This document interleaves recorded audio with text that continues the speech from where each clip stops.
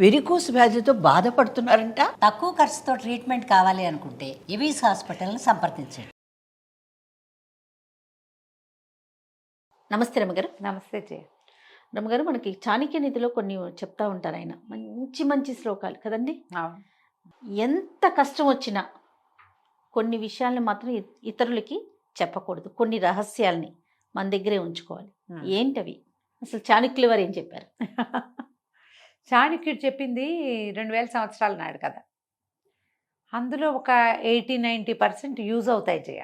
ఇప్పటికీ కూడాను ఒక 10% ఆ కాలానికి తగినవి అవి, ఈ కాలానికి తగింది కాదు. మరి అంతే ఉంటుంది కదా రమ్మగారు, కాలానుగుణంగా ఉంటాయి కదా ఏదైనా. అవును, సాధారణంగా మనం చూడు, ఎవరికీ చెప్పకూడని రహస్యాలు కొన్ని మనకుంటాయి. మన జీవిత చరిత్రలు, మన చిన్నప్పటివి, ఫ్యామిలీ హిస్టరీస్, మనవే పొరపాట్లు, మనం చేసిన మోసాలు చేస్తారు ప్రతి వాళ్ళకి, మనుషులు కదా మనం, ఏవో అవి మనం రివీల్ చేస్తే దొరికిపోతాం కదా. అసలు ఎవ్వరికి చెప్పకూడదు. చెప్పకూడదు, ఎక్కడున్నా సరే ఒక్కసారి బయటికి వెళ్ళిందా అంతే కదా. మన రక్త సంబంధికులకు కానీ కట్టుకునే వాళ్ళకి కానీ, అంటే వాళ్ళకి తెలిసినప్పుడు తెలుస్తుంది, మన నోటితో చెప్పకూడదు. చెప్పకూడదు. ఇప్పుడు కూడా, ఇప్పుడు మనం చూడు, ఈ పెళ్ళిళ్ళు వాటిలలో వ్యవహారాల్లో ఒకళ్ళ సంగతులు ఒకళ్ళు భార్యాభర్తలు చెప్పేసుకోవటం ఎంత పెక్కి ఊర్లైపోతాయి చేయాలి. ఎన్ని కేసులు హ్యాండిల్ చేస్తున్నారు రమ్మగారు మీరు కదా. రహస్యం చెప్పేసి దొరికిపోవటం, అది చెప్పకూడదమ్మా వాటిని. ఇప్పుడు జరిగిపోయిన దాన్ని మనం ఎలాగో మార్చలేం. మోసం చేయటమా అంటావు, వెంటనే నీకు ఆ క్వశ్చన్ ఉంటుంటుంది, మోసం చేయొచ్చా అంటావు. మోసం కాదు అది, దీన్ని మోసంగా భావించద్దు. ఎప్పుడో జరిగింది ఏదో విషయం, ఇప్పుడు దానికి ప్రజెంట్ మన జీవితానికి సంబంధం లేదు. ఆ కాలం అది, ఆ రోజున అది అట్లా అయిపోయింది. ఇప్పుడు అది చెప్పడం వల్ల ఇక్కడ జరిగే మేలేమీ లేనప్పుడు, కీడు ఉండే అవకాశం ఉన్నప్పుడు ఎందుకమ్మా చెప్పడము? ఇక్కడ ఫెయిర్గా ఉండటం లాంటివి తీసి పక్కన పెట్టాలి, అంతేనండి. డెఫినెట్గా ఫెయిర్గా ఉండటం అంటే ప్రజెంట్ ఫెయిర్గా ఉండు, ఇప్పుడు పొరపాట్లు చెయ్యొద్దు. పూర్వంలో నీకేదైనా మోసం చేసే లక్షణం ఉన్నా, లేదా మోసం నువ్వు చేసినా, అది ఇప్పుడు చేయకు. లాయల్గా ఉండటం అంటే ఈ ప్రజెంట్ లాయల్గా ఉండు. వీళ్ళకి ఏ సంబంధము లేని ఒక పాత పురాతన వ్యవహారాన్ని తవ్వి తలకెత్తి వీళ్ళకి చూపించి, వాడి చేతికి మన జుట్టిచ్చి, ఆడమగ అయినా లేదా దాని చేతికి జుట్టిచ్చి, ఇది ఎందుకు వచ్చింది? అనవసరమైన ఇష్యూ. అసలు మర్చిపోరు జయ, ఎవరును విన్నవారు మర్చిపోరు కదా. వాళ్ళు మర్చిపోరు, వాళ్ళు నీ మీద వాడతారు, ఇంకెక్కడైనా వాడచ్చు. అందుకని పురాతన రహస్యాలు చెప్పకూడదు. ఒక పాయింట్ అసలు మామూలుగానే జనరల్గా.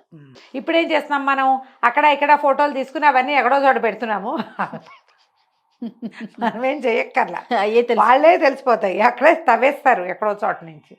సరే, ఇది ఇప్పుడు ప్రజెంట్ ఈ రోజులకి ఉపయోగపడే ఒక మాట చెప్పడం కోసం చెప్తున్నాం. చాణక్యుడు చెప్పింది ఏంటంటే, విత్త నష్టం, డబ్బు నష్టపోతే చెప్పకూడదట ఎవరికి. కానీ ఇప్పుడు ఎట్లా కుదురుతుంది చెప్పు? ఈ కాలానికి కుదురుతుంది. డబ్బు ఎక్కడో పోగొట్టుకున్నాం మనం, అది ఆ కాలంలో. అప్పుడు అలా ఉండేది. నాకు ధన నష్టం వచ్చింది, వీడెవడో నన్ను మోసం చేశాడు అనేది రివీల్ చేయకూడదు. ఓకే, బహుశా అందరూ దాన్ని చులక చేసి తీసుకుంటారు, వీడు మోసపోతాడని. వీడు మోసపోతాడు కాబట్టి ఇట్లా వ్యాపారంలో నష్టపోయి వచ్చినా కూడా ఆ ఊళ్ళో నేను నష్టపోయాను అని చెప్పకూడదట. ఈ ఊళ్ళో ఆ కాలంలో చెప్పబడింది అది. విత్త నష్టం చెప్పకూడదా? రెండోది మనస్తాపం. మనకి చాలా తీవ్రమైన బాధ ఉంది లోపల, దాన్ని కూడా రివీల్ చేయొద్దంటారు. మనసులోనే ఉంచుకోవాలి. దీనివల్లైనా మనకి అసన్ఘాతంలాగా లోపల తగిలేస్తుంది దెబ్బ, అవమానం. అలాంటి పాటి చెప్పకూడదు. ఫలానా చోట ఇలా జరిగింది, వాళ్ళు నన్ను ఇలా అన్నారు, నాకు అది చాలా బాధ కలిగింది, అవి చెప్పొద్దంటారు. చెప్పకూడదట. ఎందుకు చెప్పకూడదో డిస్కస్ చేద్దాం దాని మీద. మనం ఆయన చెప్పిన వాక్యాలు చెప్తున్నాం. తర్వాత గృహిణ్యాహ చరితం, నీ భార్య యొక్క చరిత్ర ఇతరులకి చెప్పద్దు. ఇప్పుడు అలా ఉందమ్మా లోకం? లేదు. అసలు అంటే దీన్ని బట్టి చాణక్యుల వారు చెప్పింది పాపం మనకి ఈ రోజుకి యూజ్ అవట్లా. నో, కానీ నేను చెప్తా దాని మీద కూడా నీకు. ఓకే, అయిందా? అక్కడి నుంచి ఎవరైనా నీచులు, దుర్మార్గులు, వాడెవడో క్వాలిటీ లేనివాడు, ఏమన్నాడు, క్యారెక్టర్లెస్ వాడు, వాళ్ళ గురించి వీళ్ళ గురించి చెప్తాడు ఏవైనా నీకు. అది కూడా నువ్వెవరికి చెప్పద్దు. నువ్వు ఏదైనా ఒక విషయం ఒకళ్ళ దగ్గర నుంచి తెలుసుకుంటే వాడి చరిత్రని బట్టి నీ రివీలింగ్ ఉండాలి. వాడు ఒట్టి వేస్ట్ ఫెలో, దౌర్భాగ్యుడు, ఆనాకానికి కొరగాని వాడు ఏ రహస్యం చెప్పినా సరే దాన్ని నువ్వు చెప్పద్దు బయటికి. వాడు అవతల మాట విషయం చెప్పిన వాడు ఉత్తమ కుల సంజాతుడు అని రాస్తారు. ఉత్తమ కుల సంజాతుడు అంటే కులం అనకూడదమ్మా, దాన్ని పదాలు అవి ఉంటాయి. కానీ వాడు మంచివాడు, గుడ్ క్యారెక్టర్, వాడు అబద్ధాలు చెప్పడు, టాలటోలీగా ఏవో దొంగ మాటలు చెప్పే రకం కాదు వాడు. అప్పుడు ఆ విషయాన్ని నువ్వు ఎవరికైనా చెప్పచ్చు. అంతేగాని నువ్వు ఎక్కడో చిన్న చిన్న సందుల్లో గొంతుల్లో అక్కర్లేని మాటలు తెలుసుకుని, కొంతమంది కుళ్ళు బుద్ధితోటి కూడా మాట్లాడతారు. వాడి బుద్ధి తెలిసి నువ్వు ఆ రహస్యాన్ని చెప్పాలి. ఓకే. ఇప్పుడు మనకి గాసిపింగ్ చేస్తారా? అవునవును. మనం చెప్పుకుంటాం కదా, అభిజ్ఞ వర్గాల ద్వారా తెలిస్తేనే రివీల్ చేయాలి. ఏదో రకంగా గాసిప్ అయితే మనం చెప్పచ్చా? చెప్పకూడదు కదా. గాసిప్స్ని మనం పెంచకూడదు. అది కరెక్ట్గా సరైనది విశ్వసనీయ సమాచారం అయితేనే దాన్ని నువ్వు రివీల్ చేయాలి. లేదా నువ్వు గనక మాట్లాడేస్తే నీ క్యారెక్టర్ పోతుంది. ఇక్కడ చెప్పకూడదు అది కూడా. ఓకే, ఇది పాయింట్ కరెక్ట్గా ఉంది కదా. ఇది బాగుంది. తర్వాత అవమానాన్ని ఇతరులకి చెప్పకూడదు. నువ్వు ఎక్కడైనా అవమాన పడతావు, పరువు తగ్గిపోతుంది, అది కూడా రివీల్ చేయకూడదు. బాగుందిగా.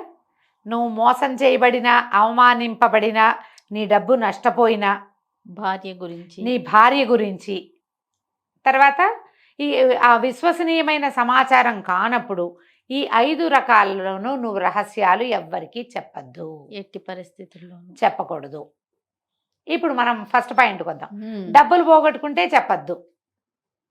ప్యాకెట్లో పోగొట్టుకున్నావు, చెప్పకు. ఎక్కడో బెట్టు కట్టావు, చెప్పకు. కోళ్ళ పందాల్లో పోగొట్టుకున్నావు, చెప్పద్దు. ఇప్పుడు వచ్చినాయి కదా సైబర్ క్రైములు. రమ్మగారు చెప్పకపోతే అది కంటిన్యూ అవుతుంది కదండి. చెప్తేనే కదా నలుగురు మీలాంటి వాళ్ళు అసలు అదేం పనిరానైనా పేకాటలేంటి, కోళ్ళ లేదా బెట్టింగ్లు ఏంటి అని తిడితే కదా వారు ఆగేది.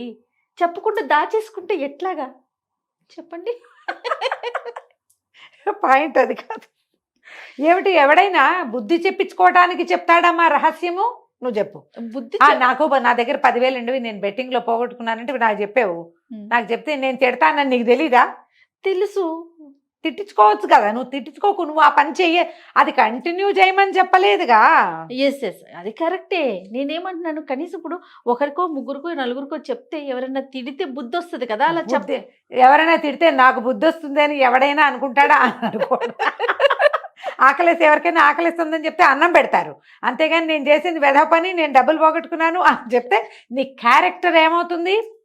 మైనస్ అయిపోతుంది, మొత్తం పోతుంది, మొత్తం పోతుంది. కాబట్టి నువ్వు డబ్బు పోగొట్టుకున్నది ఇది నీ తెలివి తక్కువ వల్ల, నీ చేతకాంతానం వల్ల, నీ అసమర్థత వల్ల, నీ చెయ్యకూడని పనులు చేసే నీ గుణం వల్ల నువ్వు పోగొట్టుకుంటే చెప్పద్దు. అదే నువ్వు నీ క్రెడిట్ కార్డు ఎవడో కొట్టేశాడు చెప్పి చెప్పుకోవాలి. ఇవి లేవుగా ఆనాడు. అదేలేండి, ఆ రోజున ఇవి లేవు, మోసాలు ఉన్నాయి. మోసం, ఆ మోసగింపబడితే చెప్పకూడదు, అవమానింపబడితే చెప్పకూడదు.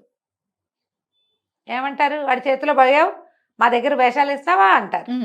వీటిలలో నీ క్యారెక్టర్ పోతుంది. అదేలే, నువ్వు జాగ్రత్త పడు. ఇతరులకు డబ్బులు ఇవ్వకుండా జాగ్రత్త పడు. ఎక్కడైనా అప్పులు చేయకుండా జాగ్రత్త పడు. ఈ బెట్టింగ్లో విట్టింగ్లో ఏవో చేస్తావు, ఏవి చేయకు కదా. మనస్తాపం ఒకటి నీకు చాలా కష్టంతో వచ్చింది, అది కనుక ఎవరికైనా చెప్పావా దాని మీదే తగ్గుతుంది. ఇప్పుడు నాకు ఇక్కడ బుల్లెట్ తగిలింది అని నేను చెప్తే వాడు మొదటి దెబ్బ ఇక్కడే కొడతాడు. అంతేగా. నువ్వు మీరు సినిమా ఫైటింగుల్లో చూడండి, ఎక్కడ దెబ్బ తగిలిందో దాని మీద బిస్కే. మనకి తగిలిన దెబ్బని చూపించామా అది లూప్ హోల్ అయిపోతుంది. ఆ రహస్యాలు చెప్పకూడదు. ఓకే, చెప్తా ఒక కథ. ఎవరిది ఇది? నాకు బాగా గుర్తున్నంత వరకు బమిడిపాటి రామగోపాలం గారిదని నేను నమ్ముతున్నా. భరాగో కథల్లోనే ఉన్నట్టుంది. ఈయన ఒక ఆయన ఫ్రెండ్ ఇంటికి పండగకి వెళ్తాడు. భార్యకి చెప్తాడు, ఆ పండగలో వాళ్ళు ఎంత బాగా చూశారు, ఎన్ని పదార్థాలు తినిపించారు, ఎంత అద్భుతంగా మంచి శంకుమార్కులు ఉంగి కట్టించారు, ఎంత సూపర్గా జరిగిందో చెప్తాడు మా భార్యకి. ఆవిడ పోనీలేండి పండక్కి మీకు అన్నీ చక్కగా జరిగినాయి, పండక్కి చక్కగా తలంటి పోసుకున్నారు, చక్కగా సేవ తిన్నారు, ఇక్కడ ఏమున్నాయి, ఇక్కడ ఏం లేవు, మన మీ ఫ్రెండ్ మిమ్మల్ని ఎంతో బాగా చూశాడని సంతోషిస్తుంది. రెండో రోజు సాయంత్రమో మూడో రోజు పొద్దునో తెలుస్తుంది ఈయన ట్రైన్ ఎక్కితే ఆయన బ్యాగు పర్సు ఎవరో కొట్టేశారని. అసలు జరిగింది అది. ఆయన రైల్వే స్టేషన్లో ఉండి చివరికి భార్యకి తెలియకుండా ఎలాగో ₹1 సంపాదించి ఇంటికి వచ్చాడని తర్వాత తెలుస్తుంది.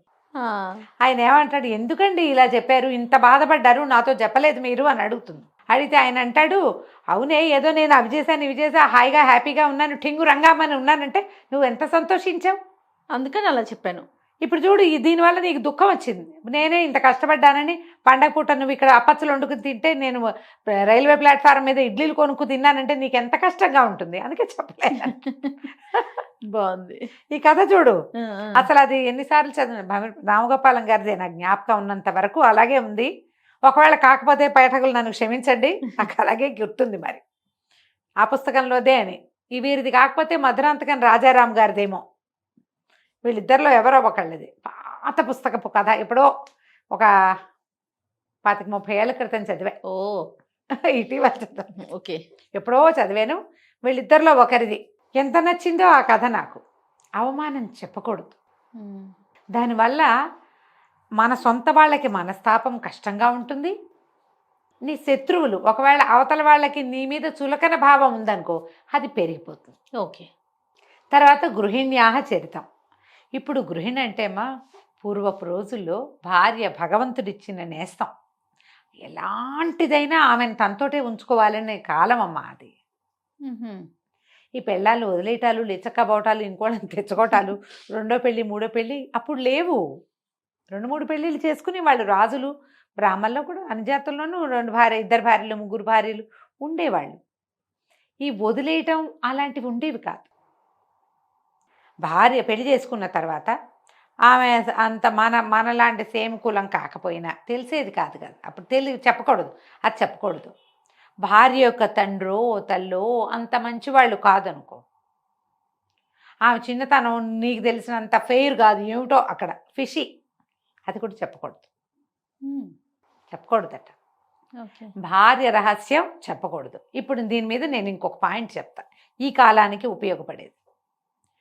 నువ్వు భార్యతో ఉండదలుచుకోలేదు, మీ ఇద్దరు మ్యూచువల్గానో ఇంకో రకంగానో విడిపోదలుచుకున్నారు. నువ్వేదో చెప్తావో ఏం చేస్తావో నీ కర్మ. కానీ నీతోటే ఉంటే, నువ్వు ఆమెను నీతోటే ఉంచుకుంటే, ఆమె క్యారెక్టర్ గురించి ఇతరుల దగ్గర మాట్లాడద్దు. దానివల్ల నీ జీవితం మిజరబుల్ అవటమే కాకుండా మీ పిల్లల జీవితం మిజరబుల్ అవుతుంది. ఇలా చేస్తారు కదా, మా ఆవిడ గయ్యాళని, అన్నం ఉండదని, వాళ్ళ తమ్ముడు అదేని చెప్తుంటారు. 100% చెప్పేస్తారు కదా. వేళాకోళం ఎక్కిరింతగా వాళ్ళ నాన్న అలాగా అమ్మలాగా. ఇవి మీకు సరదాగా ఉంటాయో లేకపోతే మీ లోపల కడుపులో ఉన్న ఆక్రోశాన్ని బయటపెట్టడానికి ఉపయోగిస్తాయో కానీ మీ వెనకాల మీరు అవమానపడతారు. ఒక్కోసారి మొహం మీద కూడా జరుగుతుంది. మీ పిల్లల భవిష్యత్తులు పాడవుతాయి. ఇప్పుడు ఈ కాలం ఏంటి, వదిలించే కాలం, వదిలించుకునే కాలం కదమ్మా. అవును, ఎవరి దారిని వాళ్ళు పోయే కాలం. నేను జడ్జిమెంటల్గా నేను చెప్పలేను ఈ విషయాలు. కానీ చాణక్యుడు చెప్పింది గృహిణి అంటే ఏమిటమ్మా, నీ ఇంటిని దిద్దేది, మీ ఇంట్లో ఉండేది, నీ పిల్లల్ని చూసేది, మీ అమ్మా నాన్నకి అనవసరమో ఏదో ఒకటి పడేసేది. రేపొద్దున వాళ్ళు కనుక దాటిపోతే వాళ్ళ తద్దిన నువ్వు పెట్టాల్సి వస్తే నీ పక్కన నుంచునేది. ఆమెని తక్కువ చెయ్యొద్దు. బాగుంది రమ్మగారు, ఈ పాయింట్ అయితే నాకు నచ్చింది కదా. చాలా ఈ కాలానికి ఉపయోగపడే మాట చెప్పాడే చాణక్యుడు. 100%. మొదట విన్నప్పుడు మనకు నచ్చలా. అవును, కానీ ఎంత అవసరం అమ్మా ఇది. చాలా అవసరం. భార్యల్ని చులకన చేయటం, చిన్నబుచ్చటం, నలుగురిలో అవమానపరచటం, ఆమె ఫ్యామిలీను వాళ్ళను తక్కువ చేసేయటం, మీ బాబు మీ అమ్మ అంటాం. ఆమెను తక్కువ చేస్తే ఆవిడ తక్కువ అవ్వదు నాయన, మీరే తక్కువ అవుతారు. ఆ అవమానం మీది. ఆమె సరైంది కాదు, పోనీ మీ సరైనతనం చూపించాలిగా మీరు. అంతేగా, మన సరైనతనం ఒకటి ఉంది కదా. ఎలా ఉన్నా భార్య ఉంచుకోవాలి, బాగా ఉంచుకోండి, మర్యాదగా గౌరవంగా. క్యారెక్టర్ అసాసినేషన్కి దిగద్దు. ఓకే, ఈ పాయింట్ బాగుంది కదా, చాలా క్లియర్గా. ఇక తర్వాత మనం మనస్తాపాలు ఇతరులకి చెప్పకూడదు. అవమానపడింది చెప్పకూడదు. దానివల్ల ఏమవుతామంటే చులకనైపోతాం. ఇప్పుడు మనకి ఇంకొకటి వచ్చింది, ఈ కాలపు అమెండ్మెంట్ చెప్తాను అది కూడా. అప్పటి కాలంలో మనకి మానసిక సమస్యలు, ఎవరైనా మన సమస్యను విశ్లేషించి ఇది చెయ్యి ఇలా చెయ్యి అని చెప్పే కాలం కాదు. కానీ ఇప్పుడు ఆ కాలం ఇది. మీరు వైద్యుడి దగ్గర మనస్సుని తెరవండి. ఒక థెరపిస్ట్ దగ్గర కూర్చుంటే, ఒక సైకాలజిస్ట్ దగ్గర కూర్చుంటే, మనం అవమానపడింది చెప్పకూడదని దాచుకోకండి. ఆ చిన్నప్పటి సూక్ష్మాలు లోపల గుచ్చుకుని ఉంటాయి కదా, మనశ్శల్యం అంటారు, అది లోపల ఉండిపోతే మీరు ఆరోగ్యంగా ఉండరు. అక్కడ మాత్రం మీరు రివీల్ చేయాలి ఈ కాలంలో. ఓకే. చిన్నప్పటి ఇబ్బందులు, ఏవో అబ్యూజివ్ థింగ్స్, చిన్నప్పుడు మీరు ఇతరుల దగ్గర నుంచి ఎదుర్కొన్నటువంటి ఆ చిన్నతనపు బాధలు, వీటిని షేర్ చేయటం వల్ల ఏమవుతుందంటే లోపల నుంచి ముళ్ళు తీసి బయటపడేసినట్టే. దానివల్ల మీరు ఇలా ఉన్నారు అనేది మీకు అర్థమవుతుంది. దాన్ని వదిలించుకుంటే మనం బాగుంటామని తెలుస్తుంది. ఆ అంతఃశల్యాలని ఒక థెరపిస్ట్ దగ్గర, ఒక సైకాలజిస్ట్ దగ్గర, ఇంకో ప్లస్ పాయింట్ చెప్తా, హోమియో డాక్టర్ దగ్గర మీరు రివీల్ చేయొచ్చు. ఎందుకంటే సైకోసమాటిక్గా పనిచేస్తాయి ఆ మందులు కాబట్టి. ఏదో ఒక తీవ్రమైంది, మీకు ఇప్పుడు డిప్రెషన్ ఎదుర్కొంటున్నారు, ఏదో ఇబ్బంది పడుతున్నారు, డాక్టర్ దగ్గరికి వెళ్తారు. ఇది చిన్నప్పటి నుంచి ఇలాంటిది ఉందండి, మా చిన్నప్పుడు ఇలా ఒకటి జరిగింది, దానివల్ల నాకు బాధగా ఉంటుంది, అప్పటి నుంచి నాకు ఈ భయం ఉండిపోయింది, చెప్పాలి. రివీల్ చేస్తే దానికి సరిపడా మందు పడుతుంది. రివీల్ చేస్తే దానికి సరిపడా ప్రతిక్రియ, మీరు ఇప్పుడు ఎలా ఆలోచించాలో మీకు చెప్పబడు. ఓకే. కాబట్టి వీళ్ళకి చెప్పండి, ప్రజలతో పంచుకోకండి వాటిని. దానివల్ల మీకు కొత్త అవమానాలు, కొత్త ఇబ్బందులు వస్తాయి. కాబట్టి ఈ రహస్యాలని ఇంత మటుకు ఉంచుకోండి. చాణక్యుడు చెప్పిన మాటని మనం ఈ రోజులకు సరిపడా సరిపెట్టుకుంటున్నాం. అంతే. మీరు ఆలోచించుకుని మీ సొంతానికి కూడా సరిపెట్టుకోవచ్చు. రైట్. నమస్తే. నమస్తే జీ.